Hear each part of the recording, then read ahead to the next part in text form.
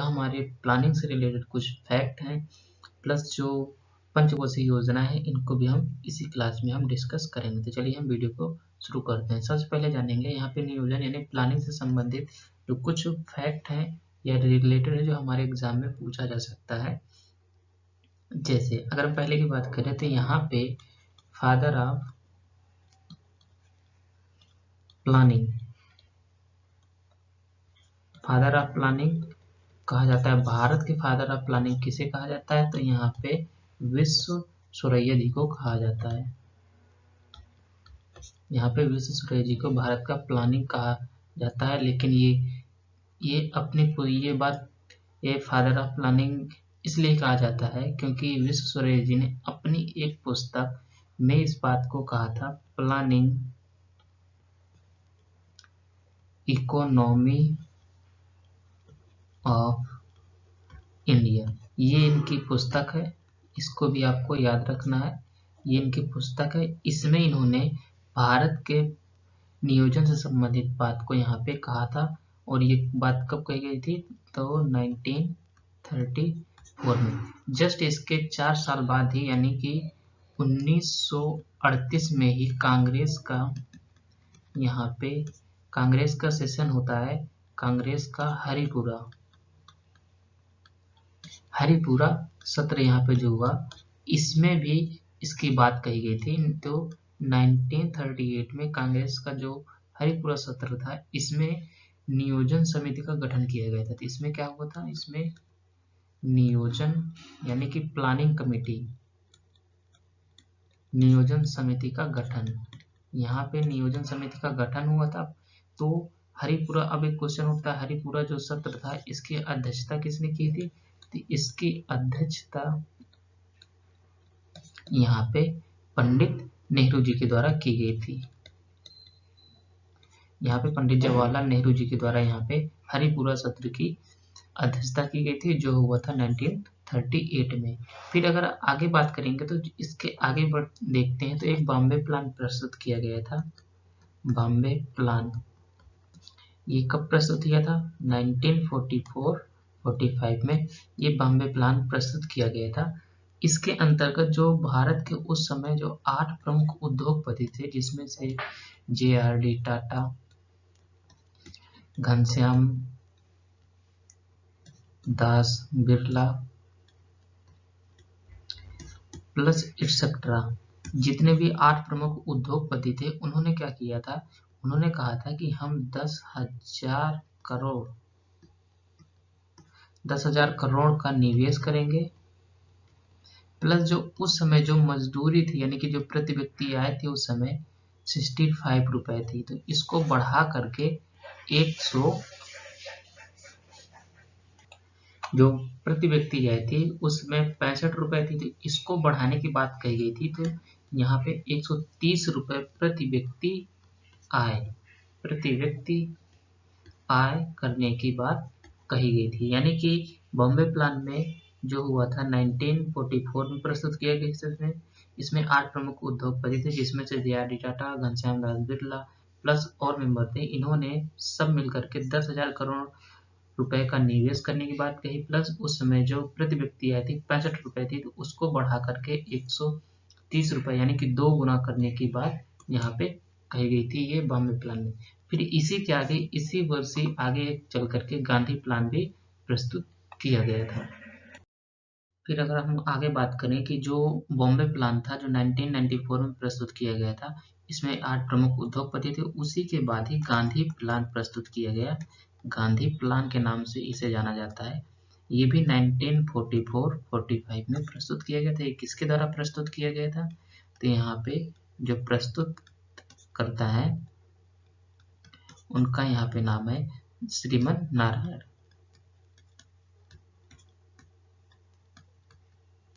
इनके द्वारा ये गांधी प्लान प्रस्तुत किया था। और इस गांधी प्लान में मुख्य वरीयता किसे दी गई थी? तो मुख्य वरीयता यहाँ पे दी गई थी लघु उद्योगों को। यहाँ पे लघु उद्योगों को यहाँ पे मुख्य वरीयता दी गई थी। फिर आगे चल करके 1948 में औद्योगिक नीति आती है, इंडस्ट्रियल पॉलिसी।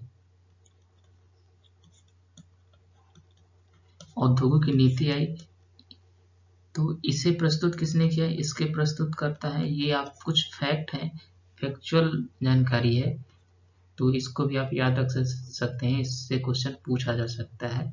तो यहाँ पे श्यामा प्रसाद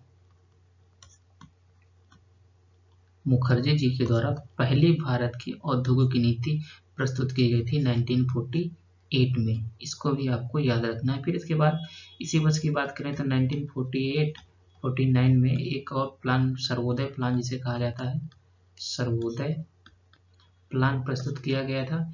इसे किसने प्रस्तुत किया था? तो यहाँ पे जयप्रकाश नारायण थे, जयप्रकाश नारायण, इनके द्वारा सर्वोदय प्लान प्रस्तुत किया गया था। फिर आगे चल करके इन्हें सभी पृष्ठभूमि को देखते हुए फिर आगे चल करके मार्च 1950 में योजना आयोग का गठन होता है। योजना आयोग का गठन, योजना आयोग का यहाँ पे गठन हुआ। जो ये योजना आयोग था ये भी एक थिंक टैंक के रूप में काम करता था, प्लस ये यहाँ पे भी गैर वैधानिक निकाय, इसे गैर वैधानिक निकाय रखा गया, यानी कि जैसे नीति आयोग भी गैर वैधानिक निकाय है, थिंक टैंक भी है, गैर वैधानिक निकाय है। और योजना आयोग के जो अध्यक्ष होते थे उस समय भी प्राइम मिनिस्टर होते थे, आज भी प्राइम मिनिस्टर होते हैं। तो यहाँ तक कि हमने देख लिया, योजना आयोग तक का पूरा विकास हमने देख लिया है। अब हम बात करेंगे फर्स्ट 5 ईयर प्लान की।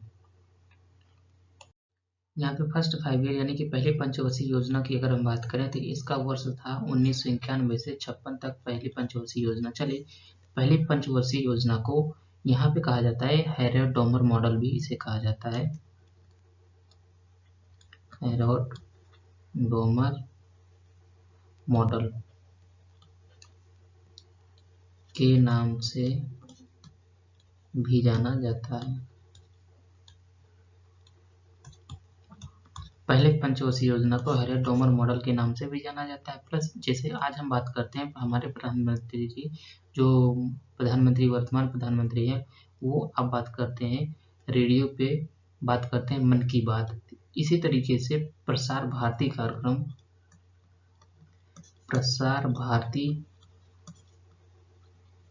कार्यक्रम तथा सामुदायिक विकास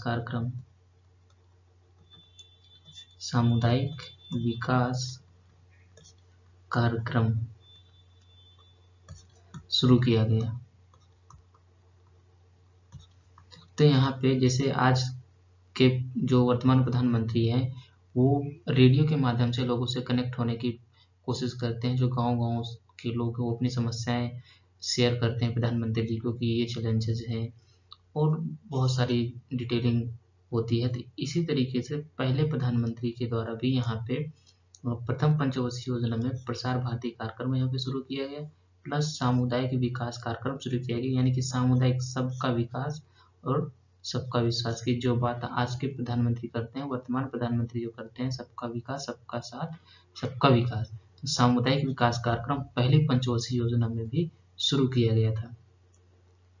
इसको भी आपको याद रखना है। अगर इसका विकास दर की बात करें तो इसका विकास दर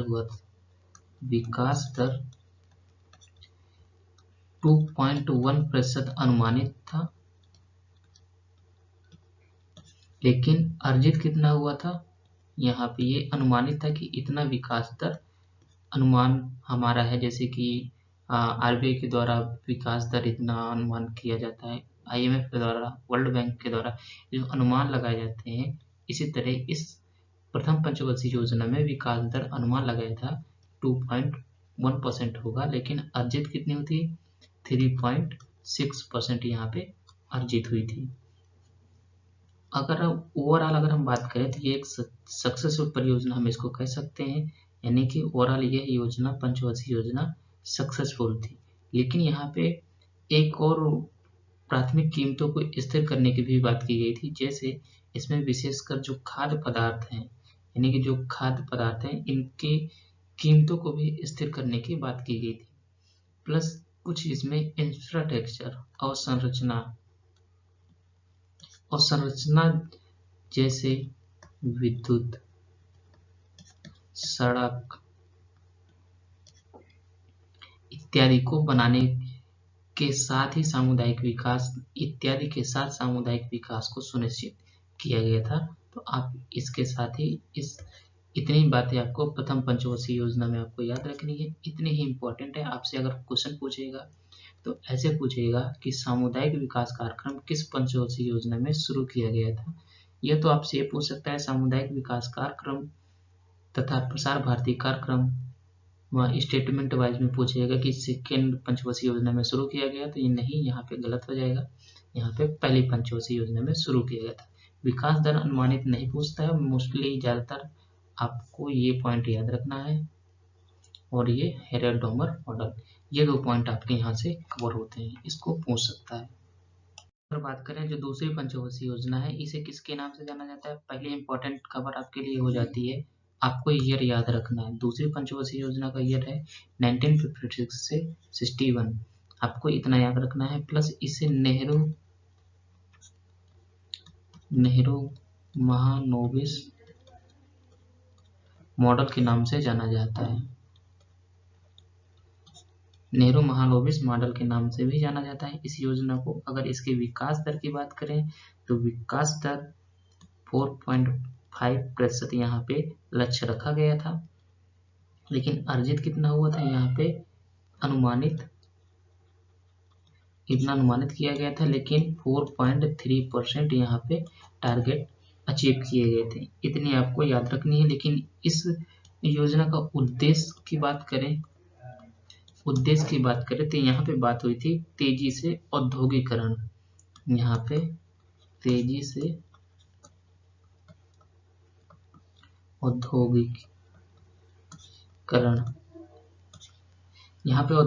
औद्योगिकरण की बात की गई थी, जिससे आधारभूत एवं बाहरी उद्योगों को यहाँ पे प्राथमिकता दी गई थी। यहाँ पे भारी उद्योगों को यहाँ पे प्राथमिकता दी गई थी और आधारभूत जितनी भी संरचनाएं हैं उनको यहाँ पे वरीयता प्रदान की गई थी।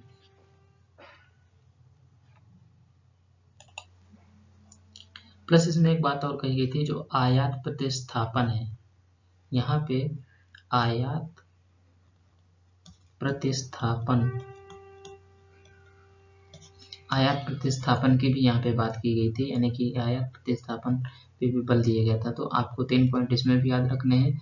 आपको पहला तो ईयर याद रखना है, फिर इसे नेहरू महानोबिस मॉडल कहा जाता है, प्लस इसमें आयात प्रतिस्थापन की बात यहाँ पे कही गई थी, आपको इतना याद रखना है। फिर अगर बात करें जो तीसरी पंचवर्षीय योजना है, तो तीसरी पंचवर्षीय योजना किस सिद्धांत पर आधारित थी? अगर यहाँ पे हम थर्ड की बात करें तो यहाँ पे टेक ऑफ, जैसे प्लेन होता है ना, टेक ऑफ करता है जब भी रनवे पे ऐसे जा करके फिर ऐसे उड़ता है, तो यहाँ पे ऐसे बात की गई थी, अब विकास दर ऊपर की ओर उठेगी। इस तरीके से यहाँ पे कहा गया कि ये जो है टेक ऑफ सिद्धांत पर आधारित है। टेक ऑफ सिद्धांत पर आधारित है। लेकिन आपको यहाँ पे जो इसका ईयर है थर्ड पंचवर्षीय योजना का, तो यहाँ पे देखेंगे 1961 से 66, तो अभी आप यहाँ पे देखेंगे 1966 तक है। लेकिन इसमें 2 युद्ध भी हुए हैं, जैसे एक तो चीन के साथ प्लस दूसरा पाकिस्तान के साथ। तो इसके कारण ये योजना मोस्टली नहीं चल पाई, जिसके कारण इसे बीच में ही खत्म करना पड़ गया। और ये एक तरीके से जो इसकी विकास दर थी, इसको लक्ष्य रखा गया था 5.6 का अनुमानित विकास दर रखा गया था। लेकिन यहाँ पे अर्जित कितनी हुई थी? तो यहाँ पे 2.8% यहाँ पे लक्ष्य को यहाँ पे ही अर्जित कर पाई थी, जिसके कारण ये जो तीसरी पंचवर्षीय योजना है ये विफल मानी जाती है। इसे ओवरऑल माना जाता है कि ये पंचवर्षीय योजना विफल रही। तो ये रही थर्ड पंचवर्षीय योजना। अब हम बात करेंगे चौथी पंचवर्षीय योजना की। यहाँ पे चौथी पंचवर्षीय योजना पे बात करने से पहले अभी हमने बताया जो थर्ड पंचवर्षीय योजना है ये चीन प्लस जो पाकिस्तान के युद्ध के कारण ये पंचवर्षीय योजना विफल रही। इसका मतलब यहाँ पे जो टारगेट जो थे 5.6% अनुमानित थे, लेकिन यहाँ पे जो 2.8% ही यहाँ पे लक्ष्य को यहाँ पे अर्जित किया गया था। तो जिसके कारण यहाँ पे जो टारगेट थे ये हम हासिल नहीं कर पाए थे, जिसके लिए इन टारगेट को अचीव करने के लिए यहाँ पे वार्षिक प्लान लाया गया। यहाँ पे तीसरी पंचवर्षीय योजना के बाद वार्षिक प्लान यानी कि वार्षिक प्लान लाया गया, जिसमें से 1966 से 67 तक एक वर्ष का प्लान ये हुआ, फिर 1967 से 68 दूसरा प्लान ये हुआ यानी कि फर्स्ट, फिर ये दूसरा, और फिर 1968 से 69 ये तीसरा प्लान हुआ, यानी कि 3 प्लान हुए। इसे कहा जाता है प्लान हॉलीडे।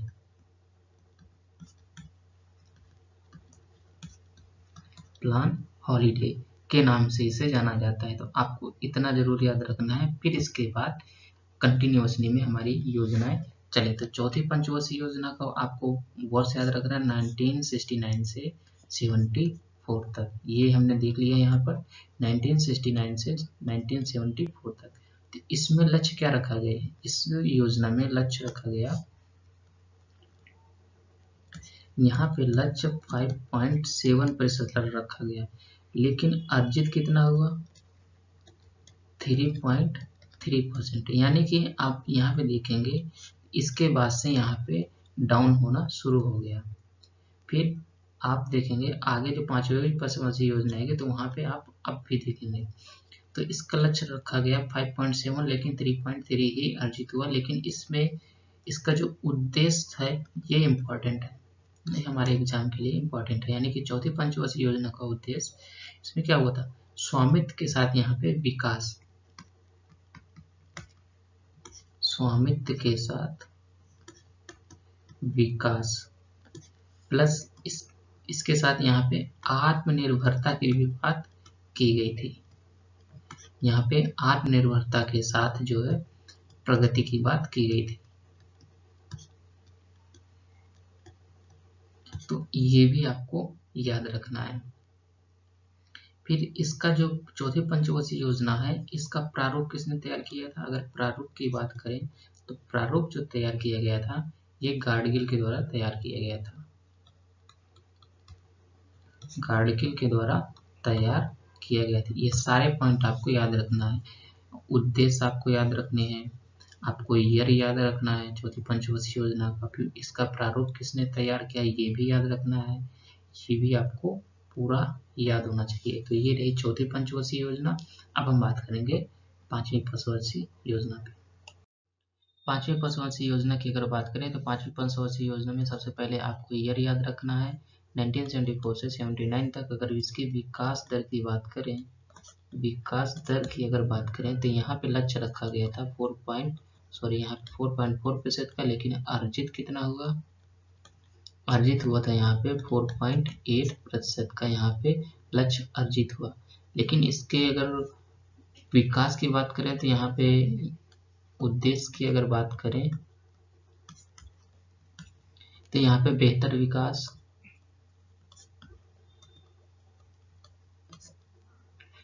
विकास, मुद्रास्फीति में नियंत्रण, मुद्रास्फीति में नियंत्रण तथा सकल बचत में बढ़ोतरी, सकल बचत में बढ़ोतरी, ये इसके 3 प्रमुख उद्देश्य थे। आपको इसको भी याद रखना है। प्लस इसमें एक और पॉइंट आपको याद रखना है, इसमें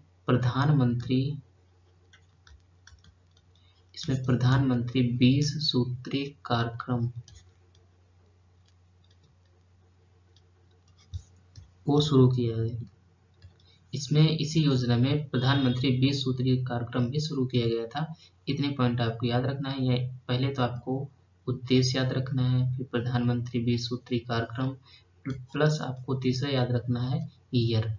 वैसे अगर देखा जाए तो 1979 तक इसका कार्यकाल था, लेकिन इसे 1978 में ही स्थगित कर दिया गया था। इसके बाद फिर रोलिंग प्लान लाया गया। रोलिंग प्लान क्यों? जैसे कि अभी हमने प्लान हॉलीडे देखा था, इसी प्रकार से रोलिंग प्लान लाया गया। ये किसके द्वारा लाया गया था? ये लाया गया था गुन्नार मडाल। ये रोलिंग प्लान गुन्नार मडाल के द्वारा लाया गया था, जिसका मतलब ये था कि वार्षिक योजनाएं हैं, जैसे कि 1978 से 79, फिर इसके बाद 1979 से 1980 तक, तो 2 ईयर के लिए रोलिंग प्लान लाया गया था, जिसका मुख्य फोकस था, यानी कि अगर हम रोलिंग प्लान के उद्देश्य की बात करें तो ये जो है लघु उद्योगों, यहाँ पे लघु उद्योग प्लस यहाँ पे रोजगार को प्रोत्साहन करने के लिए रोलिंग प्लान यहाँ पे ये लाया गया था। तो आपको रोलिंग प्लान से क्या क्या याद रखना है? इसका उद्देश्य लघु उद्योगों को यहाँ पे प्रोत्साहन दिया गया, प्लस रोजगार को प्रोत्साहन दिया गया। इसे किसके द्वारा लाया गया था? गुन्नार मडाल के द्वारा लाया गया। रोलिंग प्लान क्या है? ये एक वार्षिक योजना है। इस प्रकार से पूछा जा सकता है, जैसे पूछ लिया जाए रोलिंग प्लान से आशय है, ये एक वार्षिक योजना है, पंचवर्षीय योजना है, इस तरीके से आपसे 4 ऑप्शन दे सकता है। चलिए अब हम बात करेंगे जो हमारी अगली पंचवर्षीय योजना, यानी कि 6वीं पंचवर्षीय योजना। तो 6वीं पंचवर्षीय योजना में आप देखेंगे तो इसका ईयर 1980 से 85 तक था, आपको ये याद रखना है। प्लस इसकी विकास दर, जो लक्ष्य इसका रखा गया 5.2, लेकिन अर्जित कितना हुआ? 5.7%, यानी कि 0.7% अधिक यहाँ पे विकास दर अधिक अर्जित हुई थी। 6वीं पंचवर्षीय योजना की अगर हम उद्देश्य की बात करें तो यहाँ पे कौशल प्रशिक्षण के द्वारा स्वरोजगार को प्रोत्साहन यहाँ पे दिया गया, प्लस समेकित कृषि एवं ग्रामीण विकास को भी यहाँ पे बल दिया गया, प्लस निर्धनता उन्मूलन प्लस आवासीय सुविधा भी मुहैया कराई जाए, जैसे कि प्रधानमंत्री आवासीय योजना द्वारा इस तरीके से आवासीय सुविधा भी यहाँ पे शुरू की गई थी। तो आपके लिए 6वीं पंचवर्षीय योजना में क्या इंपॉर्टेंट है? समेकित कृषि एवं ग्रामीण विकास, ये आपको याद रखना है। ये उद्देश्य में ये आपसे पूछा जा सकता है। फिर इसके बाद अगर हम बात करें जो 7th 5 ईयर प्लान है, इसका जो ईयर है 1985 से 1990, इसके विकास दर 5.0 से इतना लक्ष्य रखा गया, लेकिन अर्जित कितना हुआ? 6 पॉइंट, यानी कि टोटल 1% यहाँ पे अधिक विकास दर अर्जित हुआ। फिर यहाँ पे उद्देश्य की बात करें जो 7th 5 ईयर प्लान था, इसमें उत्पादकता को बढ़ाने की बात की गई थी, क्योंकि यहाँ पे जनसंख्या वृद्धि भी अधिक तेजी से बढ़ने लगी थी। तो यहाँ पे जो प्रोडक्शन था उसको बढ़ाने की बात की गई थी, प्लस रोजगार को बढ़ाने की बात की गई, प्लस आपको ये याद रखना है पर्यावरण संरक्षण की भी यहाँ पे बात की गई। तो आपसे क्वेश्चन पूछा जा सकता है किस पंचवर्षीय योजना में पर्यावरण संरक्षण की बात कही गई थी? तो यहाँ पे आपका आंसर हो जाएगा 7th 5 ईयर प्लान। तो अभी तक हमने 7th 5 ईयर प्लान देखा, इसमें आपने क्या देखा? कभी अप आ रहा है, कभी डाउन आ रहा है, तो इस तरीके से देखा आपने, कभी डाउन हो रही विकास दर तो कभी ऊपर हो जा रही। तो इन सबको अब तक के, यानी कि 1 से लेकर के 7th 5 ईयर प्लान तक को डॉक्टर राधाकृष्णन के द्वारा यहाँ पे हिंदू विकास दर कहा गया है। ये एक बार यूपीएससी के द्वारा पूछा भी गया है, आपको ये पॉइंट भी आपको यहाँ पे याद रखना है। यानी कि ओवरऑल एक पॉइंट ये हो गया, ये प्लस दूसरा पॉइंट ये हो गए आपके जो 7वीं पंचवर्षीय योजना से। 6वीं पंचवर्षीय योजना में समेकित कृषि आपको याद रखना है, ये हो गया। प्लस इसके बाद क्या हुआ कि जो इसके बाद जो राजनीतिक घटनाक्रम था, प्लस इसके साथ जो भुगतान संतुलन, यहाँ पे जो भुगतान संतुलन का भी यहाँ पे क्राइसिस देखने को मिला था। यहाँ पे क्राइसिस देखने को मिला था, जिसके कारण 2 वर्ष यानी कि 2 वर्ष यहाँ पे अवकाश रखा गया है, यानी कि 1990 और 1991 ये 2 वर्ष यहाँ पे अवकाश रखा गया। फिर इसके बाद जो है 8वीं पंचवर्षीय योजना शुरू होती है।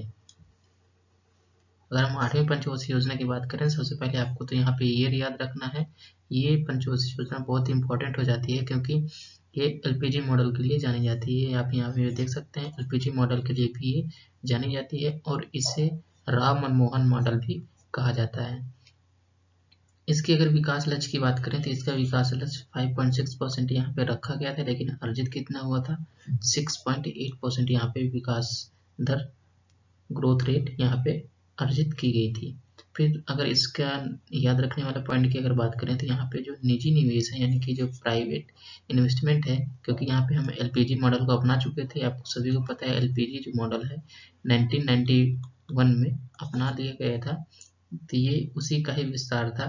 तो निजी निवेश को यहाँ पे प्रोत्साहन दिया गया था, और जो सार्वजनिक निवेश था यानी गवर्नमेंट एक्सपेंडिचर यहाँ पे जो था वो घटा करके 34% यहाँ पे कर दिया गया था।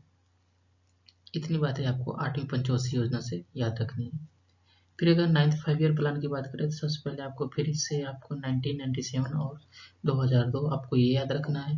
प्लस इसमें जो सबसे याद रखने वाली बात ये है कि इसमें जो आरटीआई यानी कि सूचना का अधिकार, एजुकेशन, फिर जो सेकेंड एआरसी द्वितीय प्रशासनिक आयोग है, ये सिटीजन चार्टर, फिर इसके बाद जो परफॉर्मेंस बजट है यहाँ पे इसको प्रोत्साहन दिया गया था। तो आपको ये याद रखना है, आपसे पूछा जा सकता है कि परफॉर्मेंस बजट को किस पंचवर्षीय योजना में प्रोत्साहन दिया गया था। अब विकास लक्ष्य की बात करें तो 6.5% यहाँ पे लक्ष्य रखा गया था, लेकिन अर्जित कितना हुआ था? 5.4% यहाँ पे अर्जित हुआ था। फिर अगर 10वीं पंचवर्षीय योजना की बात करें तो ये 2002 से 2007 तक चली, आप यहाँ पे देख भी सकते हैं। इसमें क्या होता है, जो पुराने टारगेट्स हैं उसको निर्धारित करते हुए उसको हासिल करने की यहाँ पे बात की गई थी, यानी कि जो पूर्व निर्धारित लक्ष्य थे उनको हासिल करने की यहाँ पे बात की गई थी। फिर दूसरा, इसमें जो पंचायती राज व्यवस्था है इसको और सशक्तिकृत करने के लिए भी यहाँ पे प्रोत्साहन दिया गया था। लक्ष्य 8% रखा गया था, लेकिन अर्जित कितना हुआ? 7.6%। फिर अगर 11वीं पंचवर्षीय योजना की बात करें तो 2007 से 2012 तक। इसमें आपको सिर्फ एक पॉइंट याद रखना है 11वीं पंचवर्षीय योजना में, क्योंकि समावेशी विकास की यहाँ पे बात कही गई थी, आपको इतना ही याद रखना है। यहाँ पे लक्ष्य की बात करें तो 9% और अर्जित कितना हुआ था? तो 8% यहाँ पे अर्जित हुआ था। लास्टली अगर बात करें तो हमारी जो अंतिम पंचवर्षीय योजना है 12वीं पंचवर्षीय योजना, इस योजना का जो ईयर था 2012 से 2017 तक था। तो 2017 तक इसमें क्या किया था? समावेशी विकास की अवधारणा 11वीं पंचवर्षीय योजना में आई थी, लेकिन इसमें कहा गया कि और अधिक समावेशी विकास प्लस यहाँ पे संधारणीय विकास को भी यहाँ पे ऐड कर दिया गया था। तो ये पॉइंट आपको याद रखना है, संधारणीय विकास। फिर यहाँ पे जो लक्ष्य रखे गए थे, यहाँ पे जो खाद्य सुरक्षा इसको यहाँ पे सुनिश्चित किया जाए, प्लस खाद्य सुरक्षा के साथ साथ यहाँ पे पोषण यानी न्यूट्रिशन को भी यहाँ पे सुनिश्चित किया जाए, प्लस यहाँ पे जो मानव पूंजी में जो विकास है यानी कि जो ह्यूमन कैपिटल है उसको भी यहाँ पे डेवलप करने की बात कही गई थी। अगले पॉइंट की बात करें तो ये सबसे ज़्यादा इम्पोर्टेंट है इसमें कि पर्यावरणीय संधारणीयता की यहाँ पे बात की गई थी। आपको ये वाला पॉइंट भी याद रखना है, प्लस यहाँ पे इंफॉर्मेशन टेक्नोलॉजी के उपयोग की भी बात कही गई थी। फिर 12वीं पंचवर्षीय योजना के बाद जो 5 ईयर प्लान है इसे समाप्त कर दिया गया था। फिर इसके बाद क्या हुआ? 15 वर्षीय नियोजन की बात की गई थी, यानी कि 15 वर्ष में प्लानिंग की बात की गई है, जो एसडीजी लक्ष्यों को समायोजित करता है, उसको निर्धारित करता है। तक जितना भी हमारा टॉपिक था 12वीं पंचवर्षीय योजना तक हमने कवर कर लिया है। अब हम बात करेंगे जो योजना आयोग का गठन है और जो नीति आयोग का गठन, इस पे जो टॉपिक है इसको हम डिफरेंस के साथ ही हम इस टॉपिक को कवर कर लेंगे। तो जैसे योजना आयोग का गठन हुआ था 1950 में, तो नीति आयोग का गठन 2015 में हुआ था। अगर योजना आयोग के उद्देश्य की बात की जाए तो ये देश की जो आर्थिक नीतियां थी उसमें जो इनपुट प्रदान करने के लिए, सहयोग प्रदान करने के लिए इसका गठन हुआ था। योजना आयोग गैर संवैधानिक निकाय था, प्लस यहाँ पे गैर वैधानिक निकाय भी था, यानी कि इसका कोई अधिनियम के माध्यम से यहाँ पे गठन नहीं हुआ था।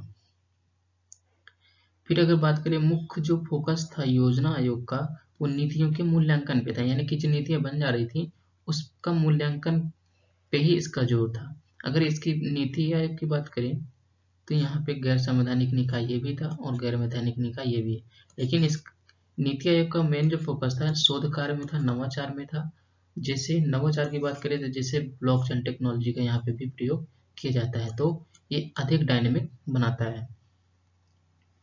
और जो योजना आयोग का मेन जो झुकाव था वो केंद्र सरकार की ओर था, लेकिन नीति आयोग का झुकाव है ये सहकारी संघवाद की ओर है। जैसे यहाँ पे एक शासकीय परिषद होती है, शासकीय परिषद में क्या होता है, जो देश के जो विभिन्न राज्य हैं वहाँ के जो मुख्यमंत्री हो यहाँ पे पार्टिसिपेट करते हैं और अध्यक्षता जो यहाँ पे करते हैं प्रधानमंत्री करते हैं। यहाँ पे भी अध्यक्ष जो है प्रधानमंत्री होते हैं, लेकिन यहाँ पे प्रधानमंत्री जी अध्यक्ष हैं, लेकिन इसके साथ ही यहाँ पे एक सीईओ का पद भी होता है, यहाँ पे चीफ एग्जीक्यूटिव ऑफिसर का भी पद होता है जो सारा मैनेजमेंट देखता है। ये सारी हम इतनी बातें देख ली हैं। अब हम बात करेंगे जो ओरिजिनल यानी कि वर्तमान परिप्रेक्ष्य में क्या क्या उस पर संवैधानिक व्यवस्था है, कौन कौन से पद हैं उसमें, दीर्घकालिक पद और जो वर्तमान स्थिति है उसकी हम बात करेंगे। जैसे हमने अध्यक्ष की बात कर ली, अध्यक्ष कौन होता है, प्राइम मिनिस्टर होता है, प्लस उपाध्यक्ष अभी वर्तमान में कौन है, डॉक्टर सुमन बेरी। फिर अगर सीईओ की बात करें तो यहाँ पे BVR सुब्रमण्यम जी यहाँ पे सीईओ है। अगर इसकी बात करें कि जैसे मैंने बताया शोध कार्य नवाचार, तो इस सारे सेक्टरों में यहाँ पे दीर्घकालिक सदस्य भी रखे जाते हैं। जैसे यहाँ पे स्वास्थ्य विशेषज्ञ हैं VK पॉल, फिर यहाँ पे डिफेंस जो विशेषज्ञ हैं यानी कि रक्षा विशेषज्ञ यहाँ पे VK सरासत जी हैं, प्लस यहाँ पे कृषि विशेषज्ञ जो है प्रोफेसर रमेश चंद जी हैं। लेकिन जाने से पहले मैं आप सभी से एक क्वेश्चन पूछना चाहता हूँ, जैसे कि भारतीय रुपये में जो गांधी जी की फोटो हो पहली बार कब आई थी, आप इसको सोचना है और इसका आंसर आपको कमेंट बॉक्स में देना है। कमेंट बॉक्स में देना है इसका आंसर। अब आपको ये जानकारी आपको गूगल में मिल जाएगी। तो चलिए, ये जो हमारा टॉपिक है यहाँ तक कवर किए। जो हमारी अगली क्लास होगी वहाँ पे हम मनी एंड बैंकिंग की बात करेंगे।